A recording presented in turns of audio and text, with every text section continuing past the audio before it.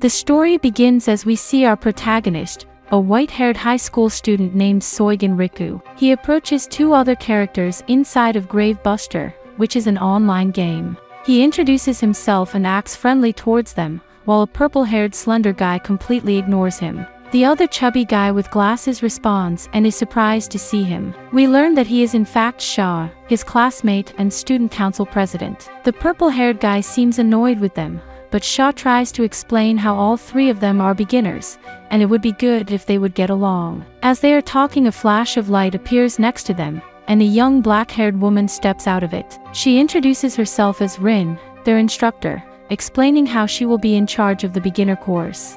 With her calling out their identifications, we hear that the purple-haired guy's name is Titan. She is going to teach them about combat, and so they go on to fight some tunnel apes. Rin says that everyone who enrolls in Grave Buster is given an item that is unique to them, called a Buster item, and that is their weapon. We see that Shaw is using Storm Eye, and Titan is using Metal Fist, however Suigin does not show his. Titan attacks the ape's leader, and instantly is rewarded for it. Shaw is so amazed by Rin's performance that he begins to worship her like a princess. It is then we learn that the real test is for the three of them to defeat Rin. She begins combat, and Titan summons a familiar to protect himself. Shaw states how much money he must have put in the game to have that familiar, letting us know that this game is pay to win. With Titan insisting of finishing this quickly, he keeps attacking Rin as much as possible. The Titan's moves seem familiar to Shaw. They look exactly like the moves used by the guy who holds 3 biggest virtual fighting game tournament records. His name is Crusher Titan, but he didn't enter any tournaments this year, and all online information about him has been deleted. We are shown a flashback into Titan's memory. There, his father sends him to play Grave Buster, in order to become the #1 in this game as well. Back in the fight against Rin, Titan asks them to focus and help him win this already. Shaw uses his Storm Eye's special ability to quickly get to Rin undetected, but she sees through it and defeats him in one blow. With Suigin also using his ability, we learn that he can copy any ability from an enemy that has been defeated first. Titan continues his offensive against Rin, but the instructor seems determined to not let him pass. With Titan and Rin fighting, Suigin uses the copied ability from Shaw to move around undetected and locates Rin's real body. It turns out that they were fighting her shadow clone the whole time, while she was controlling it from a safe distance. Rin's real body is smaller and younger than her shadow clone. With Rin located, the system announces that they passed the beginner trial and are given ally cards. Ally cards allow them to form teams with other players. Rin questions if Suigin is really a beginner, and so does Titan. Apparently intrigued by Suigin, Titan becomes enraged and determined to fight him, smashing everything around with his weapon. Suigin grabs Rin and they retreat to buy some time.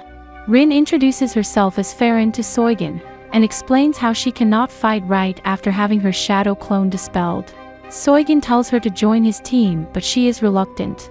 He then makes a bet with Farron. If he is able to defeat Titan, she will join his team. As they are about to make the bet official, Titan breaks into the place they were hiding in and the fight begins anew. The fight starts very one-sided, with Titan standing no chance against Suigin.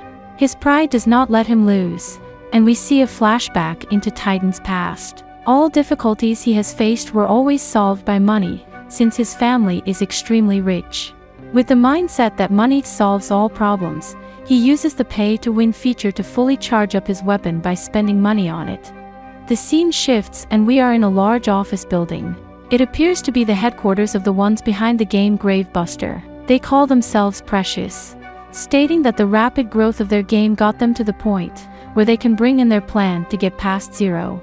Precious is known as a predominant force among the grave robbers, in a very long battle that lasted for 1,000 years. Their leader is a mysterious player named Dark Tiger.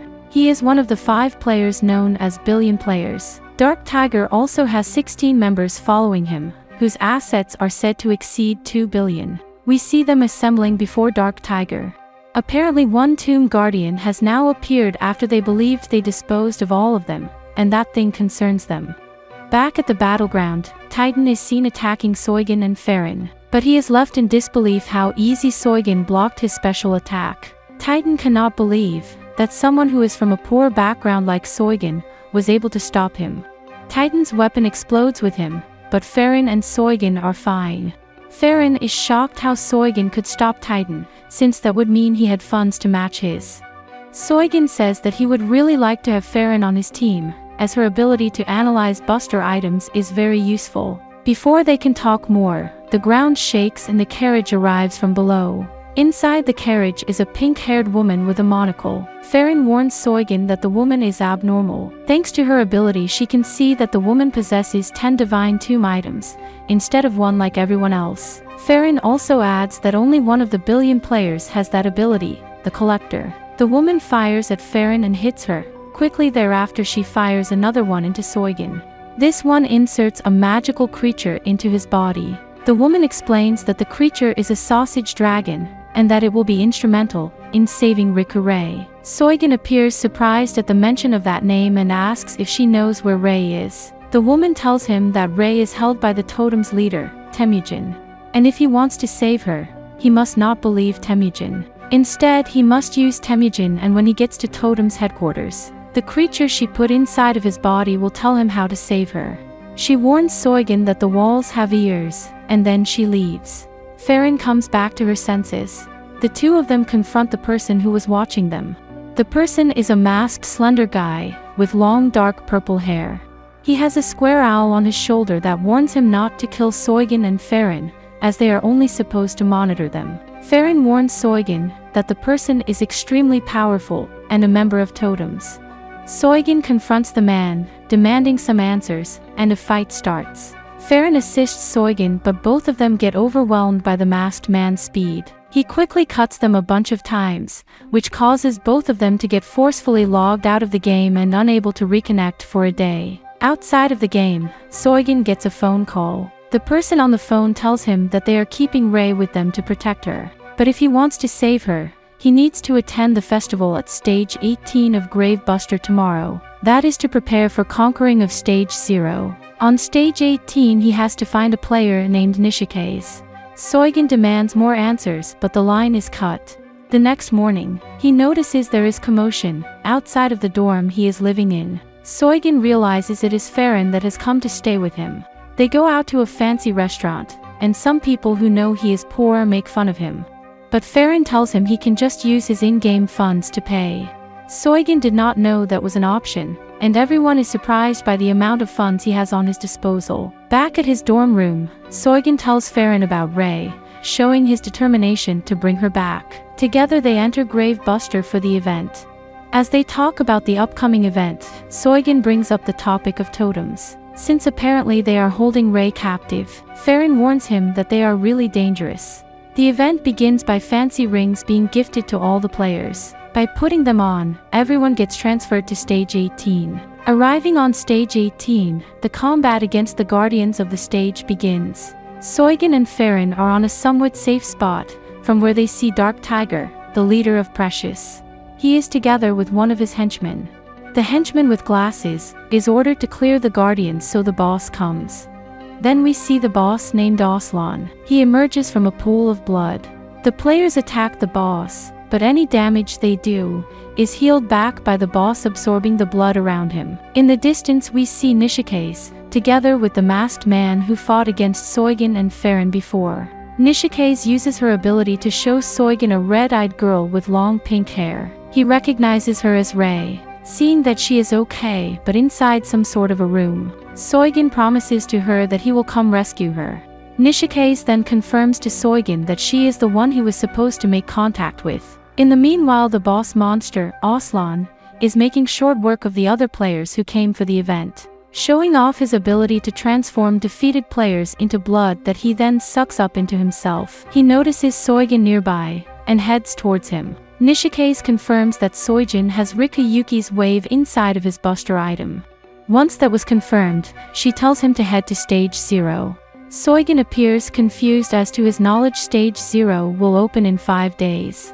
Nishikaze denies that, and explains that all he needs is the key to enter it. The boss arrives in front of Suigin and declares that he has been waiting for him, and gives him the key, saying how his blood will activate the key, and he is the chosen one who has to enter Stage 0. Once he does that, his memories will awaken, but before he can let him proceed he has to undergo the final test. He must defeat the boss. He changes to his final form, the Bloody Buddha, and Suigin uses his Buster item. Ocelon reveals that part of Suigin memories is sealed in his core, and defeating him will return those memories to Suigin.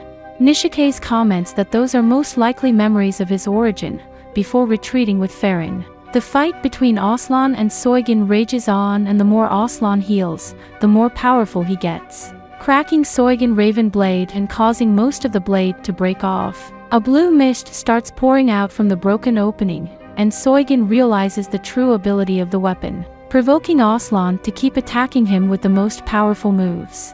As Ocelon is about to deliver the finishing blow, his body cracks and shatters, unable to regenerate. Suigin explains how his blade emits highly concentrated oxygen. Since Ocelon kept absorbing blood all the time, his body was filled with iron, and the highly concentrated oxygen made his body rust. By provoking him to use the most powerful attacks, he forced a chemical reaction inside of Ocelon's body. All of that caused for his body to be unable to handle it and break from within. With the body entirely liquefied and unable to regenerate for now, Ocelon admits defeat, telling Suigin to go to Stage 0 to find out how to use his core and retrieve his sealed memories. He states how he wanted to fight Suigin to determine the winner, who will then fight the ultimate boss. While they are talking, a gang of masked players appears. They call themselves the Silverbacks. They behave like common thugs, and even attempt to recruit Nishikaze. Looking to pick a fight, they brag with their possessions, displaying how much assets they have. Suigin decides to play along and displays his own asset graph, which reaches so far into the sky it goes out of sight. Seeing that, the Silverbacks suddenly do not feel so eager to fight and let Suigin be. Suigin is the only player who can enter Stage 0 since he has the key, so he goes on ahead. Ocelon, as he is not a player but the boss, accompanies him. Inside of Stage 0, Ocelon explains to Suigin that he has to consume his core. Suigin does so and is flooded with memories of his childhood. In those memories we see that Suigin is the grandson of Riku Yuki, who led Suigin to this place before. It is a tomb that resembles a tree. Here they saw Rei as she was subjected to a ritual. He explains that she has the same powers in her blood as they do. Yuki states that the tomb will absorb all of her powers and use them to protect the tomb, while making her forget about her past, allowing her to live a normal life free of her chaotic fate. As the ritual is complete, Suigin and Rei meet for the first time.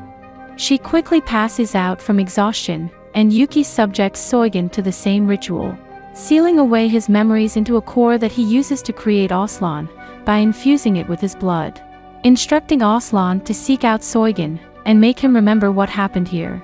With Ocelon's duty complete, he transfers his power into Suigin. He remembers everything and exits Stage 0, returning where he left Farron and Nishikaze. In the meanwhile, the leader of the Silverbacks made contact with the ones who confronted Suigin. They tell him that Suigin defeated the boss, and he is a billion player by their assessment. The leader of Silverbacks fires his devastating long-range attack ability right at the location where Suigin group is. Thanks to the new piece of gear that Suigin got from Ocelon, he is able to completely take the attack head-on, taking only minimal damage. Realizing that his attack had no effect, he decides to head over and fight him in person. Nishikaze urges for them to move on and go meet her boss, but Suigin wants to see Rei once again first. Establishing contact with her by using Nishikaze's ability, the two of them are able to talk face to face this time. He promises to come save and protect her, as well as find who killed her father. The leader of the Silverbacks then arrives, and begins searching for the one who defeated Ocelon, claiming that whoever did it stole the kill from him. His name is Randangioku, and he is determined to get a Lone Star title. Randangioku starts to randomly kill players in his search for the one who beat Ocelon. Suigin attempts to stop him by engaging him in combat. He is almost killed by Randangioku's attack, but the man who was earlier with Nishikaze saves him. We learn that his name is Purple, and he is one of the totem's 8 Imperial Guards. Purple and Randangioku fight against each other, but the Silverback boss is too strong for Purple to handle. More members of the totems join the fight, Beck and Non-Dead. Randon reveals that his assets are as close to a billion player as one can be. He uses those assets to power up and grows to a giant size, upgrading his weapon into a massive Gatling gun as well. The new firepower proves too much for Beck to endure, so Non-Dead takes over and uses his ability to protect the group.